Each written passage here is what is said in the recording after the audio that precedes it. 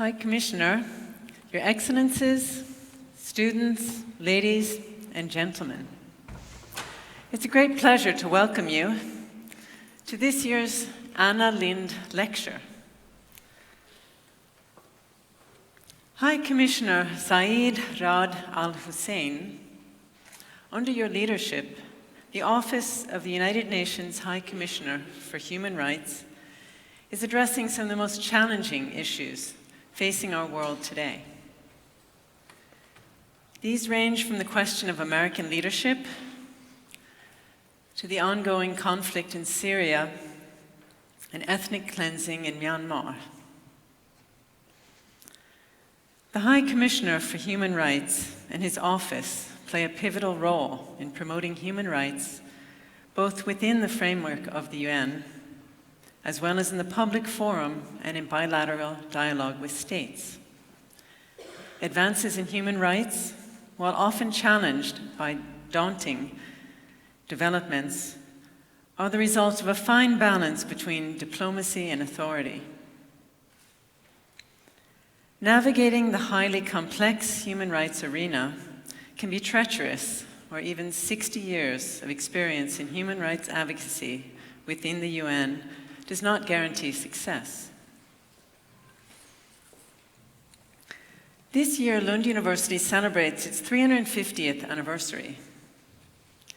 It's a time to reflect on past glories and achievements, but it's much more exciting to consider the future role of the university. The importance of academic freedom. The freedom to explore controversial questions, to engage in academic debate, and for students and faculty to freely express their views. We also have an important role in supporting development of the intellectual and personal qualities needed for citizens of modern democracies. This, together with freedom of expression, is a cornerstone of human rights. Saying that the current complex geopolitical situation is not very conducive to human rights and enforcement of humanitarian law would not be an understatement. Frequent setbacks are discouraging, making it a constant struggle to find a glimmer of light at the end of the tunnel. Human rights are a prioritized area within Lund University. I'm proud of our research and education in human rights. It unites disciplines over a range of faculties and in many different departments. The Raoul Wallenberg Institute of Human Rights and Humanitarian Law is a key organization within the university, with its long-standing engagement in research, education, and institutional development, with offices both in Sweden and abroad. Via generous sponsorship, Lund University was able to launch the uniquely important Ravensbrck Digital Archive this year, Witnessing Genocide. The archive includes more than 500 handwritten, in-depth interviews giving witness to the experiences and suffering of Polish survivors of the Ravensbrck concentration camp. It's essential that the memory of the Holocaust is kept alive for coming generations, and we're confident that the archive will play a key role in this respect. Raoul Wallenberg and Anna Lindh are two Swedish role models who both demonstrated that the acts of a single person can truly make a difference. Their bravery and important contributions to fight repression inspire later generations to continue their work. Their dedication to human rights contributed to changes that made an impact on generations to come and continue to serve as an inspiration. Most of the best things that Lund University does are done in cooperation with our fantastic students. And today's lecture is no exception. We're pleased to acknowledge the efforts of the student organization, the Association of Foreign Affairs, and the support of the Anna Lindh Memorial Foundation. And the event today is framed by music performed by pianist Mattias Nilsson. The lecture honors Anna Lindh and her legacy. It's a great pleasure for Lund University to organize this event for the 13th time. And I invite all of you to join us for the reception that immediately follows the lecture. So once again, a warm welcome to you, High Commissioner, and to all of you in the audience.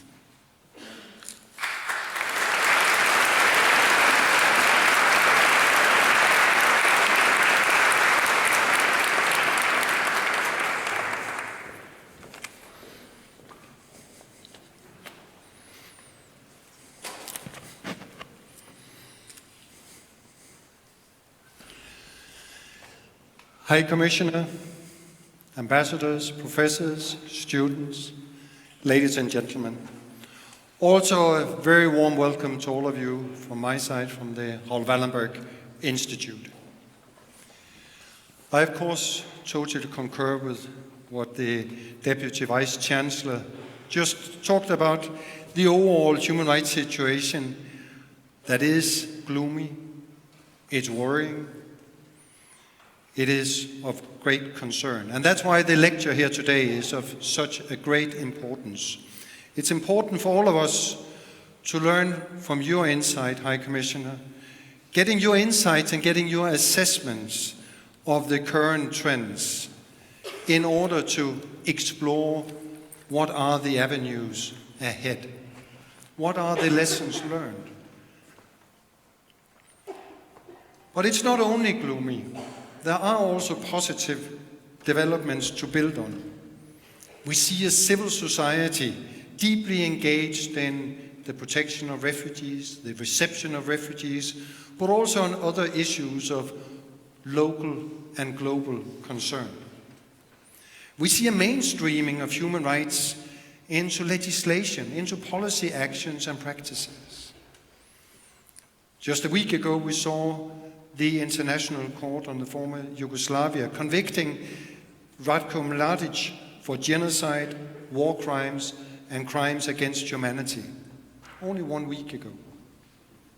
I would even say, and here some may look differently, but I would even say that the coup in Zimbabwe showed elements of respect for legal procedures that we haven't seen before. When we saw they opened the possibility for an impeachment of Mugabe before he actually stepped down himself. I don't think we would have seen that just, let's say, 4 or 5 years ago. Is this taking somewhat root? Things are changing also in a more positive way. So our distinguished Anna Lindh Lecture has, of course, been a key driver in a lot of this, many of these positive global developments. He is a beacon for millions of human rights defenders across all continents. He has shown the sort of leadership that is so much in demand these days. The High Commissioner was Jordan's ambassador to the United States of America and Deputy Permanent Representative of the UN, also serving as President of the UN Security Council. He has worked on issues of international criminal law, UN peacekeeping, and counter-nuclear terrorism, and many other issues. He had a central role in the establishment of the International Criminal Court, the ICC, which just last week received the Stockholm Human Rights Award. And as was said at that event in Stockholm by the president of the court, can we imagine today a world without a criminal court? Question mark. It's open for you to answer. My answer would be no. I don't think we could imagine that sort of world. Can we regress? Can we go that much backwards? Question marks. Our lecture today was also overseeing the election of the first round of judges. So Mr. Zeid Ra'ad Al Hussein has also represented Jordan before the International Court of Justice in the matter relating to the wall being built by Israel. Finally, the High Commissioner holds a doctorate of philosophy from Cambridge University.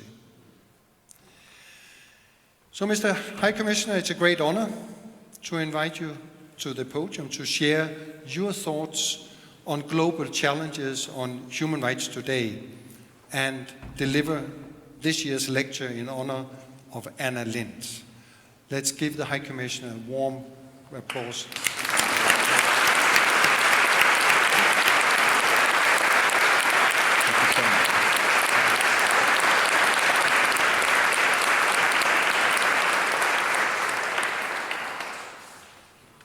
Thank you, Director Sherem, for that very warm welcome. Professor Sorensen, Excellencies, ladies and gentlemen, indeed I am honored to be delivering the Anna Lindh Lecture in recognition of the life and work of the extraordinarily talented late Foreign Minister of Sweden, and I am very grateful to the Raoul Wallenberg Institute, the Association of Foreign Affairs, Lund University, for this kind invitation.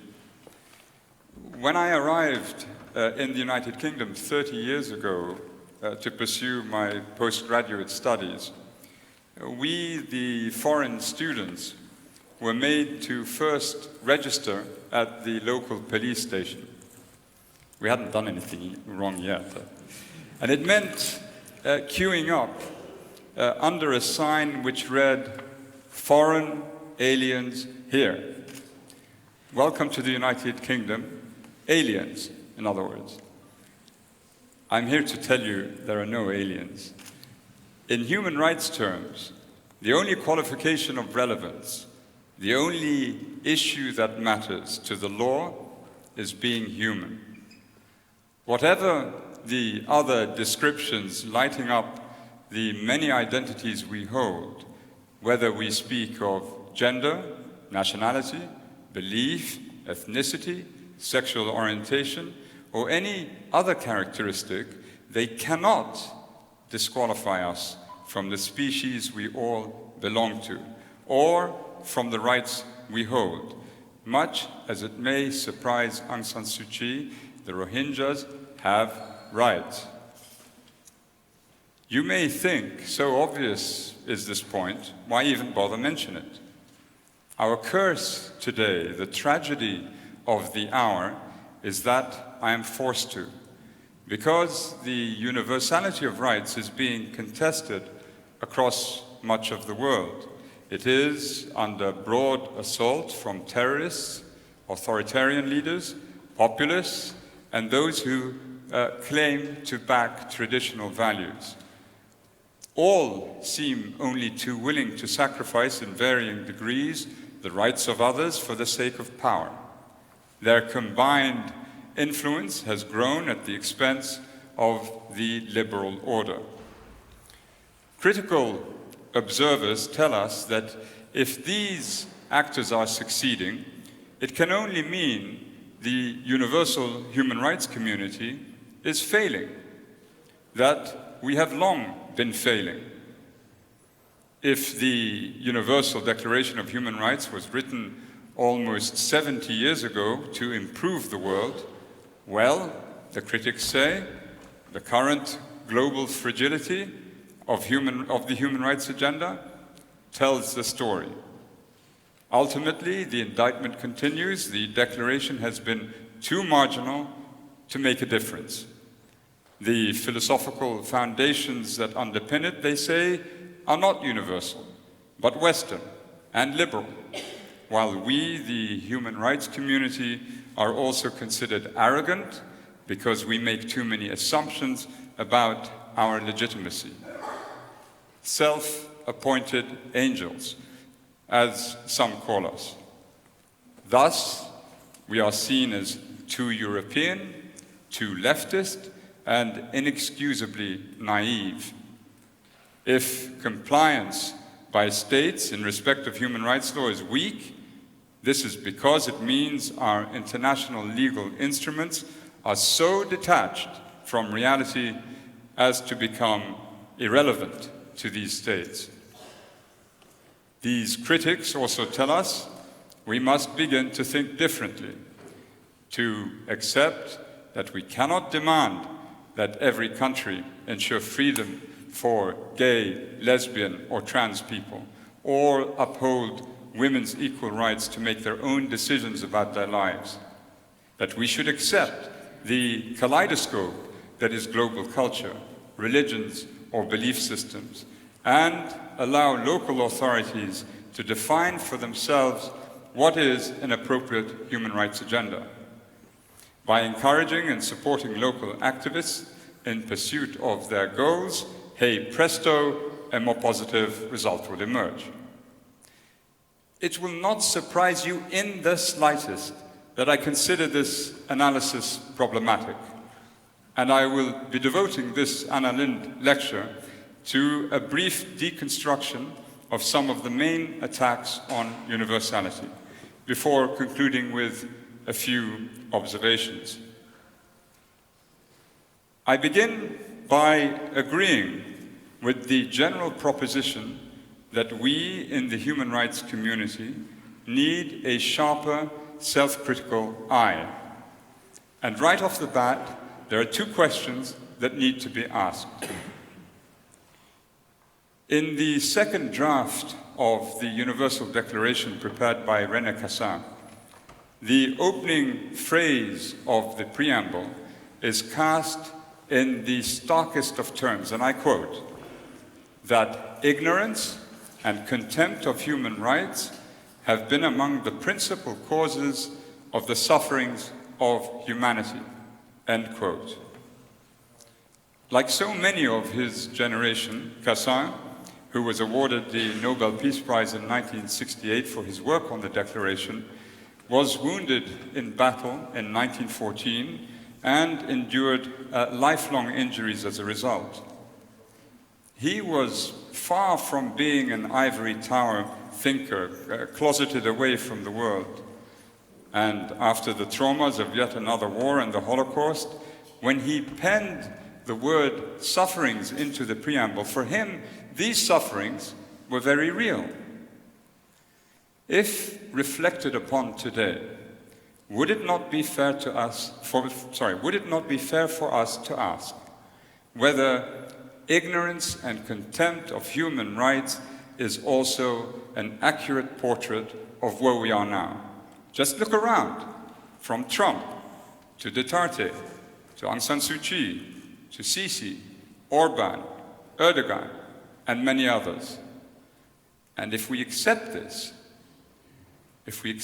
to be true, aren't the critics right to assert that we have lost the plot? That the Universal Declaration, designed to shield us from massive abuses, is indeed crumbling? To begin with, we would have to admit a pushback of frightful proportions is occurring based on ignorance and contempt of human rights. And as the advocate of universal human rights, we must accept our share of the responsibility. How can it be that torture is still contemplated, indeed practiced outright in many countries, that millions of people worldwide are deprived of their right to a dignified life, access to education and health, are hounded, muzzled, detained without due process, large numbers made to disappear without a trace? I do not deny that many of us feel guilt about this. If ignorance and contempt of human rights are so widespread, then shame on us. We should have been more persuasive, more forceful in promoting our cause, or shrewder in outwitting our opponents. And I will return to this point shortly. However, and forgive me for sounding defensive, when our detractors weigh in so heavily on the weaknesses of the human rights movement, they seem to be excusing the states themselves. rather than tar and feather the actual perpetrators of these horrors, it seems more appealing to critics to find fault with us, the human rights community, as if no other international actor could have prevented the violations. This is frustrating because it overlooks some basic facts. The Universal Declaration of Human Rights, the 2 international covenants, and 7 subsequent international human rights treaties, from the prohibition of torture to the rights of persons with disabilities, were drafted, agreed to, and signed by governments, and ratified by Acts of Parliament, before entering into force as binding law for those states that acceded to them. All countries are party to at least one human rights treaty, and the treaties lay out the international standard for all states. Governments were not coerced by the UN or the human rights community into creating the system. Their actions were voluntary inasmuch as they were determined by national decisions. The argument invoked by those who now oppose human rights or universal rights, that the United States and its European partners bludgeoned the rest into acceding to the various treaties, the Convention Against Torture, for example, vastly oversimplifies the power and influence of the West on this, not least because the US itself has avoided ratifying many of the core human rights treaties. For states that have accepted their treaty obligations, those commitments are, of course, binding on them. When they subsequently violate those commitments, are they not primarily responsible? Shouldn't other states hold the defaulting state to account? Why should the responsibility lie solely with the UN? Turning to the separate lines of attack on universal rights, I will first touch on the current mischaracterization of universal rights by those dusting off an earlier generation of arguments based on cultural relativism. I will also probe the suggestion that human rights institutions are ineffective or of questionable legitimacy, as recently implied by the United States. I will examine the charge that European advocacy of the universal agenda is insincere, driven more by the desire for strategic leverage than for upholding the liberal order. And finally, I will examine what else could be done to strengthen the universal human rights system. An argument I often hear from African and Arab representatives, sometimes even from senior colleagues within the UN, again hinges on the belief that there is no such thing as universal rights, only Western culture and values dressed up in ornate language that everyone else is forced to swallow. As I've already said, I believe the influence of the West over other countries is exaggerated. However, what this does reveal is an anxiety over the direction of travel. Because lurking behind this attack is a deep-seated unease with the advancement of the rights of LGBTI people and the sexual and reproductive rights of women and girls. Two sets of rights my office and I vigorously promote and protect. There are two problems with this attack. First, an obvious point, a glaring contradiction. If, for example, you are discriminated against in Europe because you hail from parts of Africa or the Arab world, it is hard to make your complaint heard if you yourself are discriminating against others on the basis of gender or sexual orientation. Second, this attack on universal rights, describing all of them as Western ideas, implies that individual rights categories somehow do not exist. It's as if the universe of human rights is defined by just two issues, albeit highly significant ones. What about the prohibition on enforced disappearance, the right to food, and the elimination of racial discrimination? Are these solely Western values? Would there be something specifically Western about yearning for a loved one who has been disappeared, tortured, then murdered by the state? Of course not. The assault may not be well-founded in logical terms, but it still has attraction with many conservatives. Religion and culture exert a powerful hold over many societies, and this has to be respected. A serious dialogue has to be pursued. Also, the historical connection between the West and the human rights movement is, of course, very strong. There is, for example, little argument over the extent to which the liberal political traditions of the West have contributed to the human rights movement. It is equally true that two colossal wars of unprecedented scale and brutality, including the Holocaust, all began in the heart of Europe. Altogether, around 100 million people died if we add the victims of the 1918 influenza attack, or influenza outbreak, for which the Great War bore a heavy responsibility. Without this gigantic loss and the experiences of those who survived, there would not have been the codification of human rights law. Yes, at the level of states, human rights may have been European-inspired prior to 1914 and European-led in the years following 1945, as it should have been. Europe, if I can be excused for saying this, owed it to the rest of the world.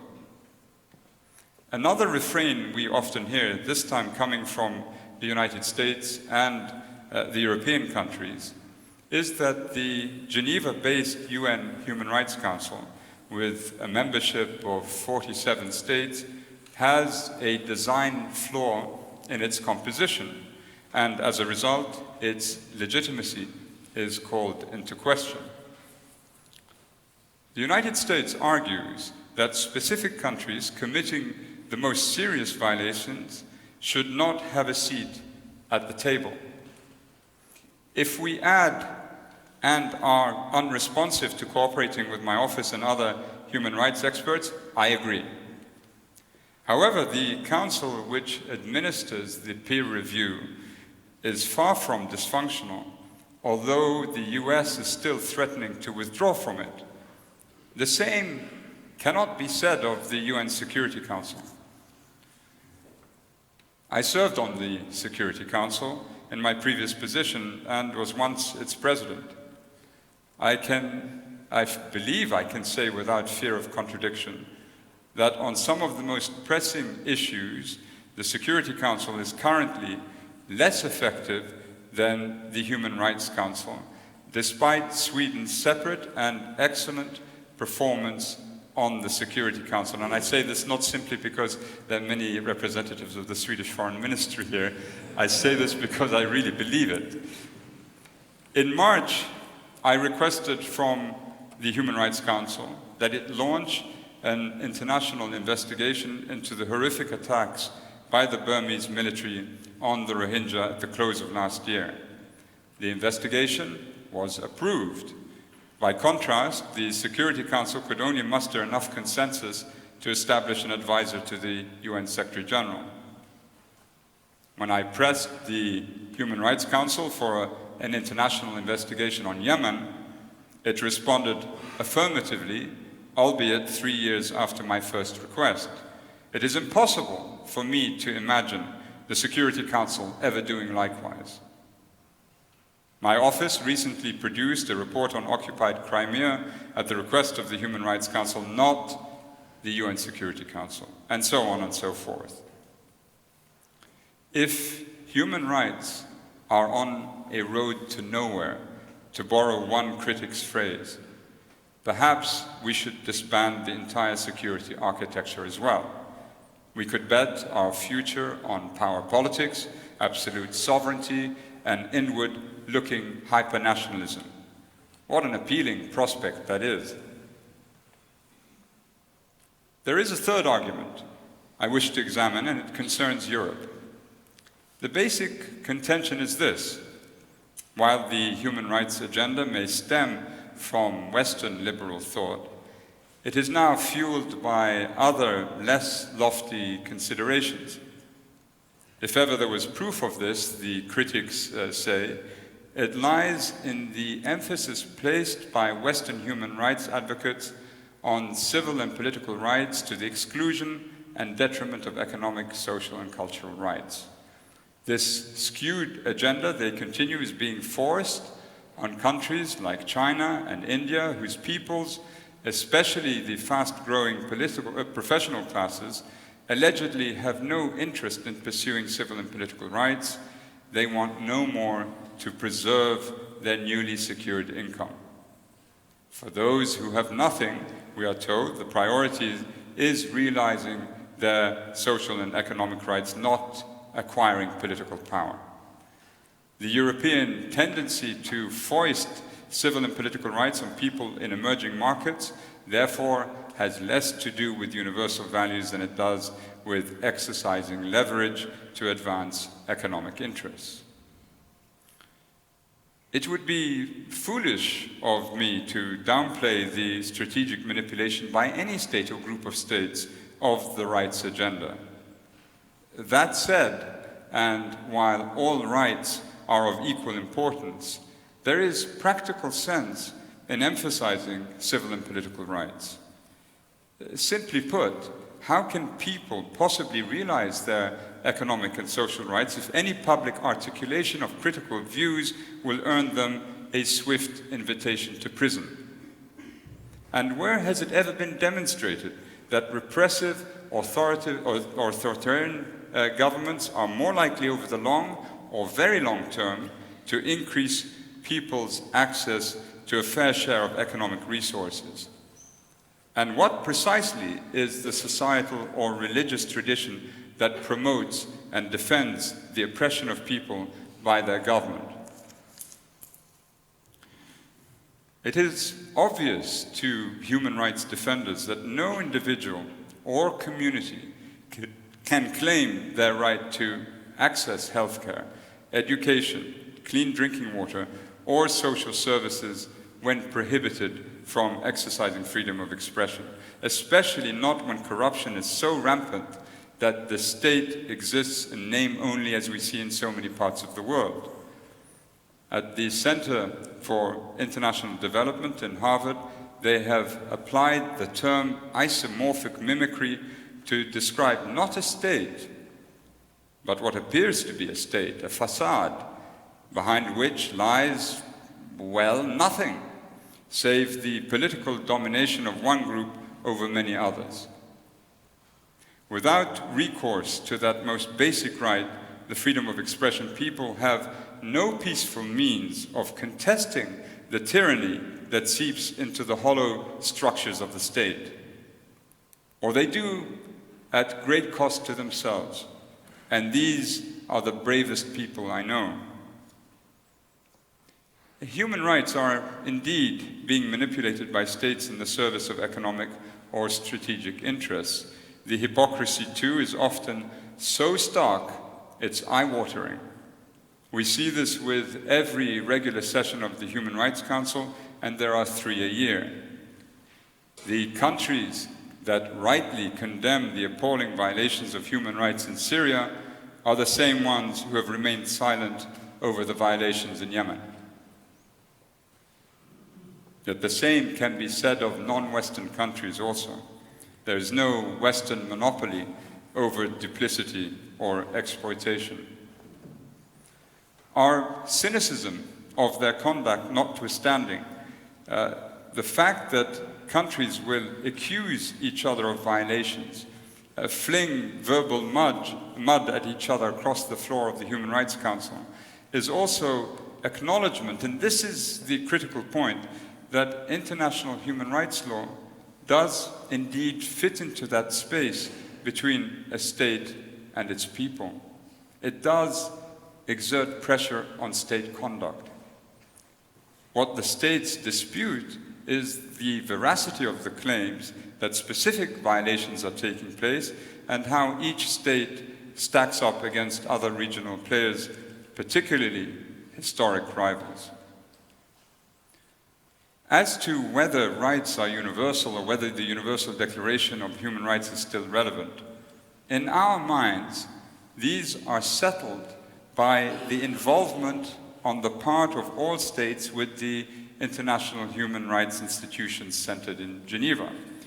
All of them are peer-reviewed, all file reports, and almost all take the floor on a whole host of human rights-related topics. Even if Russia, China, and Egypt can be extremely critical, sometimes utterly dismissive of human rights, they are still invested in the system. None of the 193 states has withdrawn. That is not to say the threats to the principle of universality can be brushed away easily, because the broader international system remains vulnerable to the very same centrifugal pressures, extremism and goes-alone nationalisms. So what is it that we can do? To begin with, we in the rights community must recognize we have created a perception problem and correct it. It is undeniable in the realm of women's rights, the rights of the child, or the rights of persons with disabilities, and many other categories of rights, including access to a variety of economic and social rights, humanity has achieved considerable success since 1948. Most people would attribute this to civil society activism within countries, mobilizing on each of these issues and championed by charismatic leaders, eventually winning over the political elite. This is true, but it is not the whole story. Without a universal point of reference, a legal destination in the form of a treaty, the journey for civil society, and also governments inclined toward it, would have been aimless. This crucial point is simply not appreciated enough in the popular mind. And here we arrive at the key weakness at the heart of the international human rights system. Like all technical fields, our jargon, special procedures, precautionary measures, national preventive measures, and the like, all unintelligible to a non-legal mind. And we've never offered some alternative in terms of language more understandable to others. We love to speak in acronyms. Following the UPR, the state ratified OPCAT, set up an NPM, and invited the SPT. It's not hard to understand why most people around the world have no clue that these human rights treaties or institutions even exist, let alone what impact they may have. 2 months ago, I was in Silicon Valley to discuss with Facebook how the company determines content online, specifically with respect to freedom of expression and the prohibition on incitement to hatred. Rather than use the international standard, the International Covenant on Civil and Political Rights, which regulates the freedom of expression, the company appears to be using as a guide the First Amendment of the US Constitution. But it's not the applicable law in most countries. Facebook simply did not know which countries are legally bound by the covenant, and they had never thought to ask. This has to change if we are to strengthen the defensive perimeter around universal rights. There is an urgent imperative to convey the case for universal rights more clearly on the basis of what it is we see at the thin end of the wedge, that is, where the norm and reality meet or should meet. After Silicon Valley, I traveled to Libya. It is sometimes difficult to view such extremes and fathom the extent to which they both belong to the same canvas of human experience. Within an 8-day span, I went from Tech Central, where I find this simply staggering, digital engineers using artificial intelligence are reading the human mind, to visiting Libya, a country so broken and dangerous, it is practically the only place in the world in which the UN cannot maintain a permanent presence. Put another way, I had to transition mentally from wading in a festival of genius to confronting a chaos of armed groups committing the most horrific human rights violations, where thousands of people, mainly migrants, are subjected to slavery, trafficking, and sexual violence, and almost anyone may be the object of arbitrary violence. Peering into the future 1 minute, and then landing in some distant past the next. Mind blown, as my 16-year-old son would say. And yet, my office and I are very relevant to both contexts. Universal human rights law needs to be applied in both of these situations. Both demand the anchoring force of principles for conscience and practical guidance, a deeper consciousness of rights. Just over a week ago, I was in Guatemala and El Salvador. In Guatemala, I was astonished to learn that 46.5% of children under 5 years of age are chronically malnourished in a lower middle income country whose economy is growing. This calls into the question the quality of leadership and the priorities of the state. There is simply no excuse for it. Were we to abandon universal human rights and embrace absolute sovereignty, by what standard would we hold them to account? The Guatemalan people were also reeling from a tragic event. 41 young girls were killed last March after a fire consumed a state-run children's center. It occurred at night, and the girls were locked in. I met the mother of one of the victims who had succumbed to the flames, and she told me in the hours following the fire, no political leader came to console her. There was no phone call or even a letter at a later date. The only thing she received from the state was a coffin in which to bury her daughter. The indifference was callous, though these days not extraordinary. In El Salvador, I experienced a deeply shocking example of human cruelty. In a detention center outside the capital, I met 4 young women, each sentenced to 30 years imprisonment for aggravated murder, because it was claimed that they had willfully terminated their pregnancies. All said that they had suffered miscarriages or other obstetric emergencies, but they had been arrested and handcuffed, some while in emergency care and sent to prison. The country has an absolute prohibition on abortions, no exceptions. And the society appears to be supportive of this and unyielding. In their suffering, these girls were noble in bearing. And I don't mind telling you, we all broke down. My assistants, the interpreters, all of us weeping. Not one girl out of the approximately 85 similar cases in the country comes from a background of privilege. All the girls convicted were poor. As an ambassador said to me later, in Salvador, it is a crime to be poor.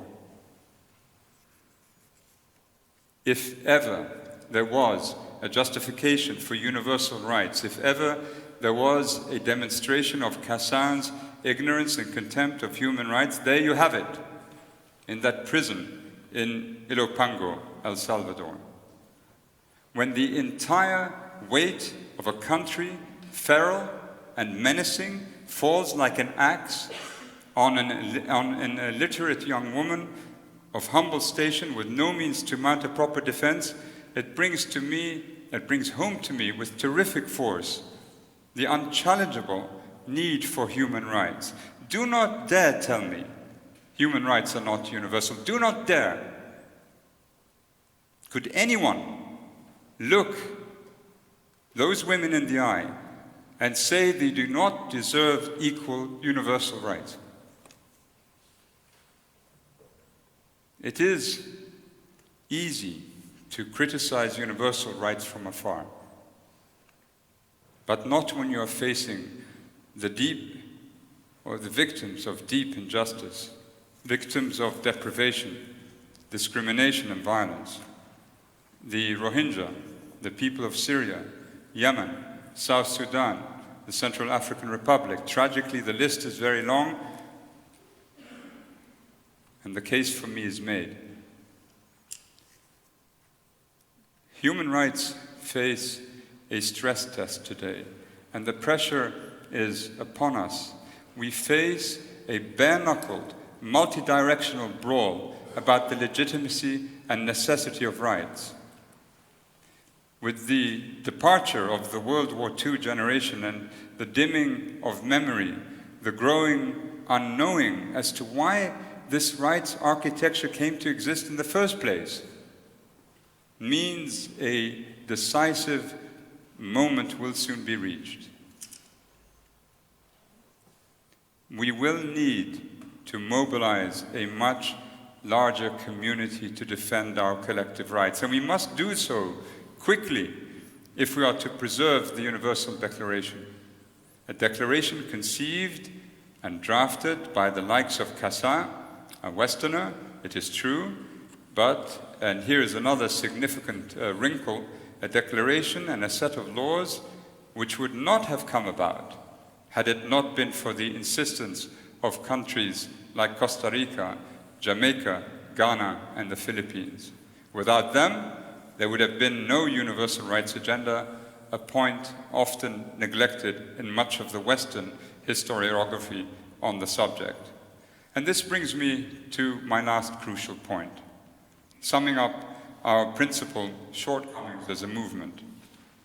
Our inability over the decades to communicate to a wider audience, comprehensively, simply, humbly, the supreme importance of universal human rights has left the door open to the enemies of rights. The claim from them that human rights are simply a vehicle for Western values and interests has stifled progress and cut off the formation of a broader popular base for rights worldwide. We are now resolved to change this. On the 11th of December, we will kick off in Paris a year-long campaign of celebration of the Universal Declaration leading up to its 70th anniversary in 2018. It will be a campaign of defiance. We want it to be your campaign too. One last anecdote. Until recently, we had a colleague working with us in Geneva on loan from Stanford. He was both a chemical engineer and an IT specialist, a postgraduate, a polymath. And most important to me, and I suspect most important to him, was the fact he was a human rights defender. A defender fighting for the rights of his fellow men and women in a country deeply repressive of its people's agency and voice. Speaking to the students, you are all gifted, and I should know because I have two relatives among you, Martina and Oscar. All of you are fortunate to be here at Lund. In the time that lies ahead, I hope you will affix your signature firmly upon your chosen field or profession. I appeal to you now that while doing so, you never lose sight of what you are entitled to under the law and the need to defend them should circumstances require it. Think of the rights of others too. With all the success I hope you will enjoy, both personally and professionally, however you choose to define it precisely, the protection of the rights of others could well become the most meaningful part of your life. We are all equal, all of us, in our rights and our dignity. The Schlub, who one day became High Commissioner, the brilliant polymath, and the 19-year-old who has suffered a miscarriage and faces 30 years in prison. The same rights apply to all of us, and this is a fight worth fighting for. Tack så mycket.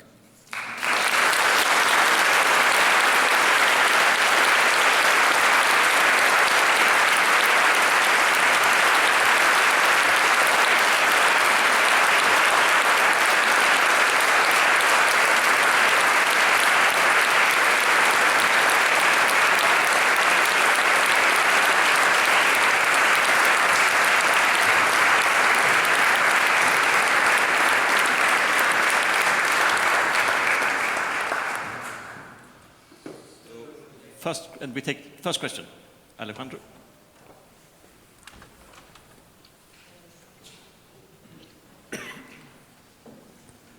Thank you very much, High Commissioner, for your lecture and especially for your encouragement. I take it personally, so I will try to keep it with me. My question is connected with some part of universality. So we know that human rights has developed through the standards at the UN level, and we know that much has been done. But the critique also shows that still implementation is lacking. Implementation at the ground, at national level. The creation of national human rights institutions and the universalization, if I may, of the ombudsman system is a step on that direction.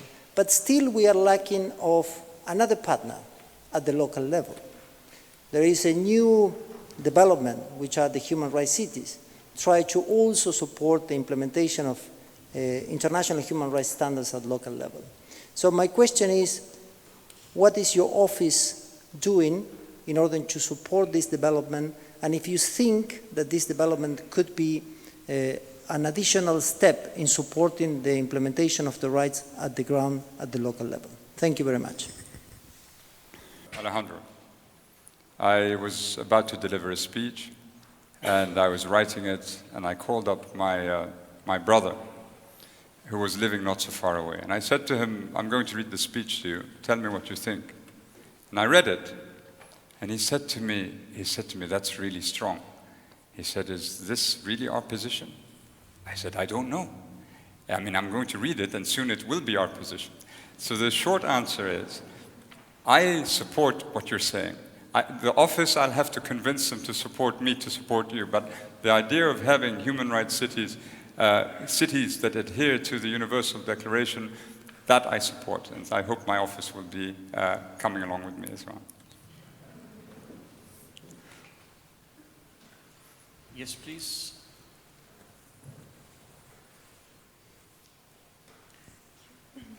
Thank you for a very interesting lecture, and I also really appreciated your encouragement. I would like to ask a question that brings us back to 2014, because in 2014, Anders Kompass was suspended for exposing sexual abuse of children by peacekeepers in the Central African Republic. And the situation rolled up as one of the biggest scandals in the UN history, and Kompass resigned in response to the UN's failure to hold several officials to account. And he meant that complete impunity for those who have been found to have abused their authority, together with the unwillingness of the hierarchy to express any regrets for their actions, sadly contributed to the lack of accountability that is rooted in the United Nations. And Anders Kompass and other voices have raised that the acceptance of these kinds of actions, the lack of reporting and the lack of accountability, all unfortunately have become practice within the UN. So my question is, how could the UN, according to you, work to tackle these challenges and to prevent that situations like this happen again? Thank you. Thank you very much. This is one of the most odious experiences the UN has gone through, and I know it firsthand because I was tasked with developing a comprehensive strategy for this, and I sat in the back of a room in the Congo listening to an investigator interrogate, or not interrogate, but take the testimonies of many young children in 2004, I think. And so it was an issue very familiar to me. My view is well articulated at the end of the CAR panel report on this. Anders will soon be taking up his post as ambassador to Guatemala. It's going to be a difficult post for any representative of government when you hold to a human rights agenda because, as I've just said, Guatemala faces considerable difficulties. So I wish him all the best with that endeavor. And for a precise reading of my view, it's at the back of the CAR panel report. Yes, Frank? Hi, Commissioner. I would very much like to hear your views about the relationship between human rights and climate change, particularly in light of the UN's recent forecast that we may have as many as 50 million environmental refugees in the world simply by the end of this decade. I received a phone call from the New York Times columnist Nick Kristof about 8 months ago when the UN declared the looming 4 famines that we were seeing emerge. And Kristof said to me, do you have any evidence to show that that famines are entirely human-made? They're not so much the product of droughts, they're the product of deficits that already exist in human rights terms, compounded by successive droughts, which then lead to famine, movement of persons, death of persons. So I said to him, Nick, give me a few days. Let me see what we have in the office. And because I said to him, I suspect you're right. And the amount of information that was sent to me was really enormous to show that the linkages between existing deficits, deep structural discrimination, and then the effects of climate change on those who are already suffering grievously are almost indisputable. And so yes, I mean, there is a direct correlation. And if we don't take care of ensuring that those most vulnerable no longer remain vulnerable, then they will be crushed under the weight of the continuing change that we see in place. And I'm sure all of you heard the press conference, maybe some of you heard, some of you read it, by the head of the World Meteorological Organization, and who said, we're on target to reach a 5-degree increase, not a 2.5, which is hoped for, or 1.5 ideally. And so this is very alarming news, all the more reason that we have to continue to focus wholeheartedly on both issues, climate change and human rights, and where they link up. Thank you for the question. Yes, please. Wait for the mic, please.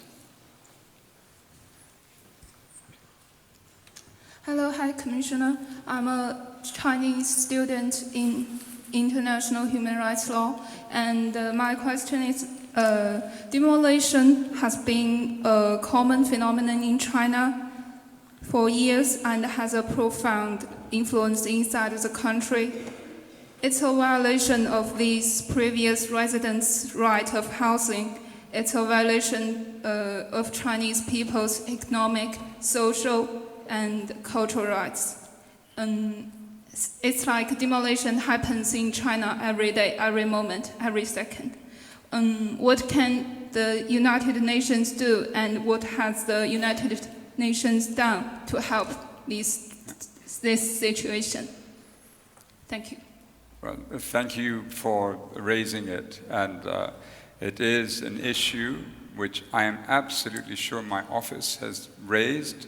I have to confess to you that I don't remember myself raising it personally, because we generally focus on specific regions and then the denial of rights that attach thereto. But I thank you for raising this to my attention tonight, because I will look into this, see what we've said, and make sure that we have said something, and if we haven't, then we will say something publicly on this. But thank you so much. What that?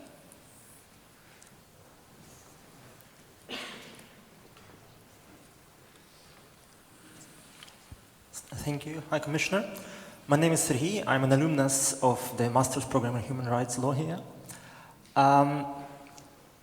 You were actively involved in the establishment of the International Criminal Court, and now you work in the area of human rights, so you're an expert in both fields. And my question is, what do you think about the possibility of preventing human rights atrocities without criminalization? To put it bluntly, would we need international criminal law as such if international human rights law functioned well? Does the formation and rapid development of modern system of international criminal justice suggest a weakness, if not a failure, of the human rights project? It's an excellent question. First of all, thank you for calling me an expert, because the other day I was sitting in our kitchen and my 14-year-old daughter walked in with her backpack, and she had her headphones and she was going to school. And I'm reading the newspaper and she says to me, so how long are you going to remain a grey UN bureaucrat? So to be called an expert, you make my evening here. Look, I mean, the simple fact of the matter, why do we need law? Why do we need law? We need law because we are fundamentally unreliable, untrustworthy human beings. We could, on customary basis alone, if we were driven by reason and not other considerations, we perhaps wouldn't need law. Reason alone would determine how we behave, we guide conduct. You're absolutely right that ideally, if all states observe their human rights obligations, or at least the international standard, it would obviate the need to even descend into those scenarios that require an exercise of jurisdiction by the International Criminal Court. You're absolutely right. But because we don't have that, we're still far away from that, we do need it. I think that the point I was trying to make in the lecture is that were it not for the 100 million people who died, we would not have had the codification of customary law. Human reason alone would not have been sufficient to produce it. We needed the shock. We needed to be taken to the edge of the abyss, to fall off the abyss, to emerge somehow still alive as humanity, and then say, enough. The danger of what we see today is all of that is being stripped away, or much of it. You know, for the first time we see threats to withdraw from institutions coming one after the other. Burundi just left the International Criminal Court. And we have Brexit. We have threats to leave the European Court of Human Rights in Strasbourg. We've already had it with the Inter-America Commission and the Inter-America Court. You know, a number of Arab states, it was reported, threatened to withdraw from the UN last year. And is it now our future, if we're going to see more and more sort of chauvinistic nationalism, that if you don't get what you want, you're out? I don't care what the rest of the countries say, or the common good. If I don't get what I want, thank you very much. If that's where we're headed, you know, it's extremely dangerous. So we need to invest everything in terms of strengthening the centripetal forces that hold the international community together, and not take anything for granted. So I thank you for your question, and I expect to see you working with me sometime soon, because you're interested in both subjects as well. We take a couple more. Yes, and then please. Thank you very much. My name is Khulud Mansour and I'm from Syria, and I would personally like to thank your office very much for these statements and reports on Syria. And you described Syria actually as becoming torture chamber. And you also said that ensuring accountability, establishing the truth, and providing reparations must happen if the Syrian people are ever to find reconciliation and peace. I would actually like to ask you two questions. How much do you think that Syrian people, that we will have to wait until we have this truth and accountability and justice? Do you think that we're going to wait for 30 years or more? And the second question, if your office is having any kind of coordination with the UN agencies and offices operating in Damascus, and I'm aware of the complexity and sensitivity and also the different mandates between the UN agencies, but because the work of the UN offices from Damascus is very questionable, so I would really like to hear from you about these two things. Thank you. They're both excellent questions. I wish I could tell you that I would believe, sometime soon the repairs could be made to the deep injustices that the people of Syria have experienced. I think one of the hardest parts of the job that we have in my office and wider is when you meet people who suffer so much. They expect from you to deliver them from their pain. And sometimes, I will be frank with you, I feel like we're frauds, because are we giving false hope? It may be a very long time. I can go give speeches, do interviews, I can scream and shout, but I know it's not going to come quickly, and I think a lot of us feel that, and a lot of us are not comfortable with the fact that we sit with so many victims. I mean, the families of the detained, what the detained are going through now in many of the sites we have no access to, and my office has no presence in Syria. We're not allowed in. So we will continue, and you absolutely, you know the issue because you've asked it to me, and many wouldn't know this, but yes, there is, we need help from our UN partners on the ground. For them, maintaining some sort of relationship with the authorities is necessary, and there's a fear that if they're too much working with us, then we will lose that. It is a very difficult issue.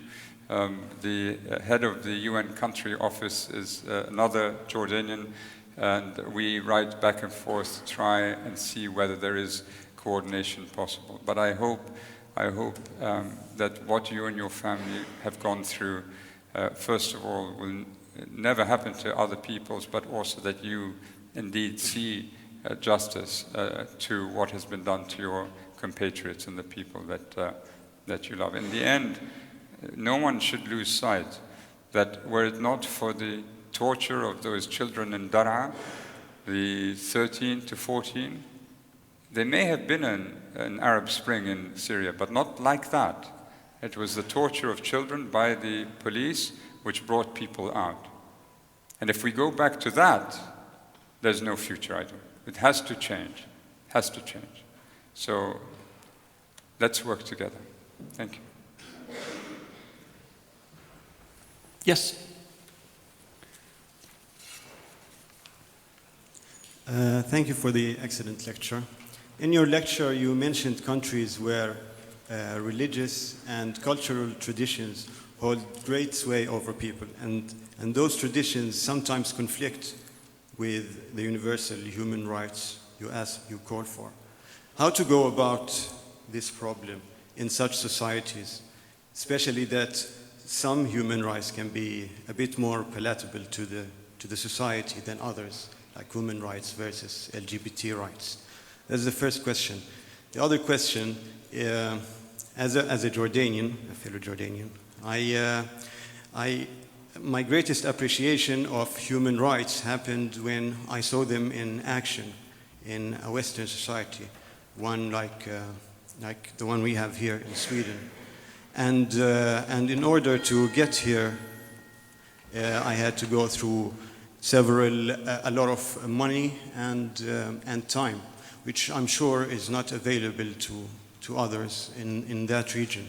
Does travel visas, for example, are a concern for your Human Rights Council? Thank you. Two good questions. I had the honor of visiting His Holiness the Pope at the beginning of the year. And I was introduced to His Holiness. I said hello, and then I sat in front of him. And I said, Your Holiness, normally everyone comes to complain to me, and I have no one to complain to, so today I'm coming to complain to you. So he looked at me and he said, who do you think I have to complain to?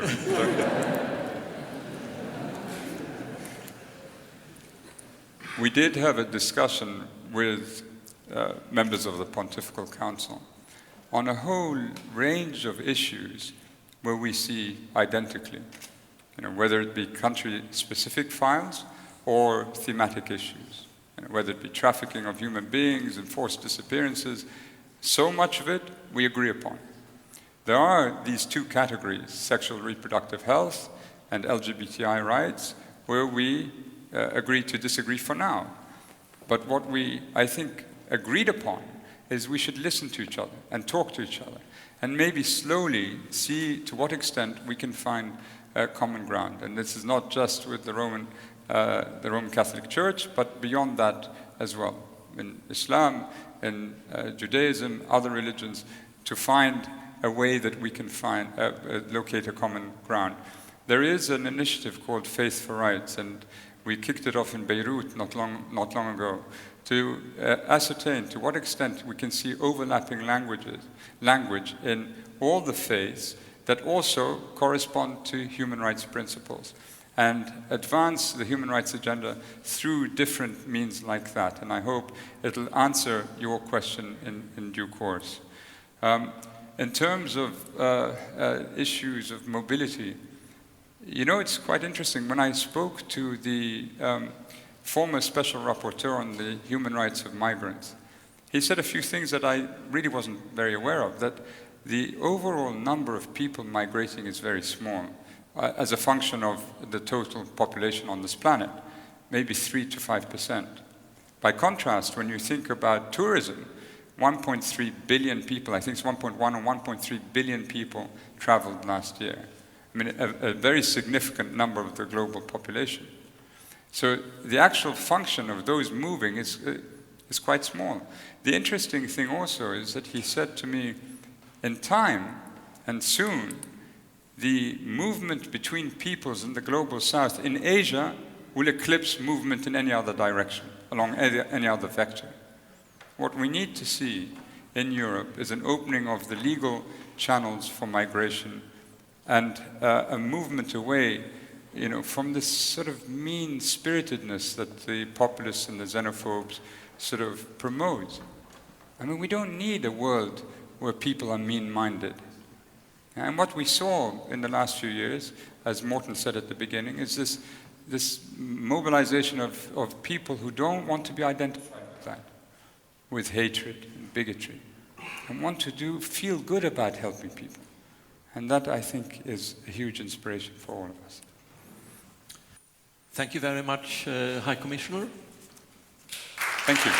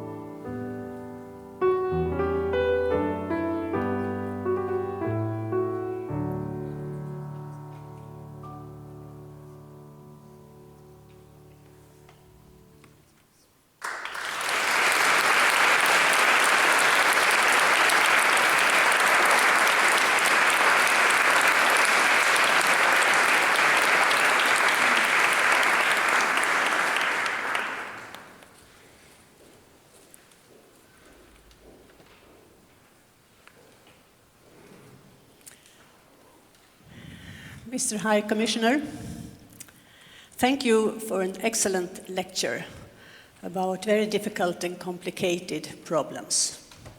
And thank you for your frank and comprehensive answers. I think that you convinced us you are an expert, a real expert, not just about structures, but also that you see the individual victims. Well, looking at the world of today with human rights eyes, we have to take in a dark picture with a widespread of oppression and injustice. The gap between the charters and the reality is appalling. If ever the word challenge is to be used, this is the time. But you and we can't allow us to become depressed. The only way forward is to deepen the commitment to the human rights. And you have shown that to us. Thank you very much for that. Then, of course, it is imperative that we learn more about how to use the instruments and the methods for better respect for human rights, and to understand the importance of the institutions. For example, your office in Geneva and the field offices, as well as the Human Rights Council and other human rights institutions. And not least, the importance of non-governmental organizations and human rights defenders standing up for human rights all around the world.